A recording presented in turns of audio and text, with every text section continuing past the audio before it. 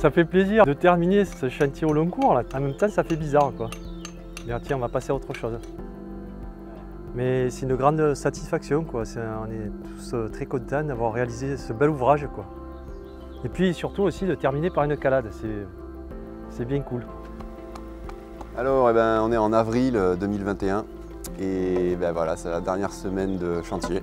Donc on est vraiment dans les finitions, le beau temps est avec nous, tout se passe bien.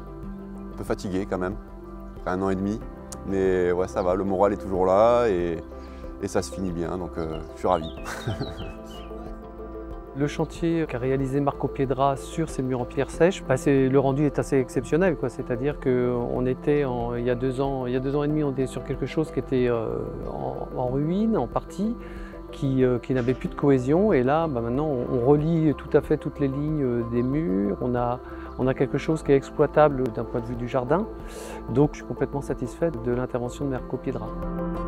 Quand on prend un chantier comme ça, ouais, c'était ma grosse question, c'était de savoir si j'allais trouver déjà des personnes pour réaliser le travail avec moi. Et puis ensuite, quand les personnes se sont proposées, c'était de savoir si l'ambiance allait être bonne, que tout le monde s'entende, parce que c'est des métiers qui sont assez physiques. On vit ensemble tout le temps, donc c'est une alchimie qui est fondamentale dans un travail d'équipe comme ça. Et cette ambiance-là, on la ressent beaucoup sur l'ouvrage.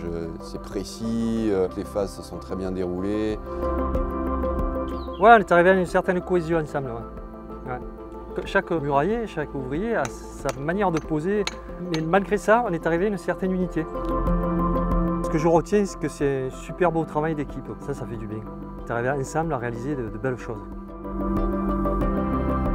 Le fait que ça va en principe durer des siècles, on a l'impression de faire quelque chose de concret et qui va durer dans le temps et enfin, ça touche quoi.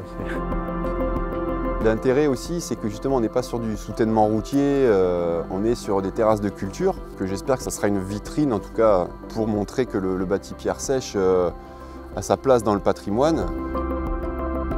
En 2 ans, on va avoir une patine qui va s'installer, la pluie, les pollens, les lichens, les mousses vont reprendre très rapidement leur place. Maintenant, on va travailler sur la remise à disposition auprès d'équipes de jardiniers pour mettre en culture ces éléments-là, mettre des trails, mettre des fruitiers, de redonner du sens à ces cultures qui avaient été perdues il y a fort longtemps. Nous, on leur a fait le terrain, maintenant à eux de planter, parce qu'il faut du verre maintenant, là c'est quand même bien minéral. J'ai hâte de voir la chose se développer au fur et à mesure des années. Ouais.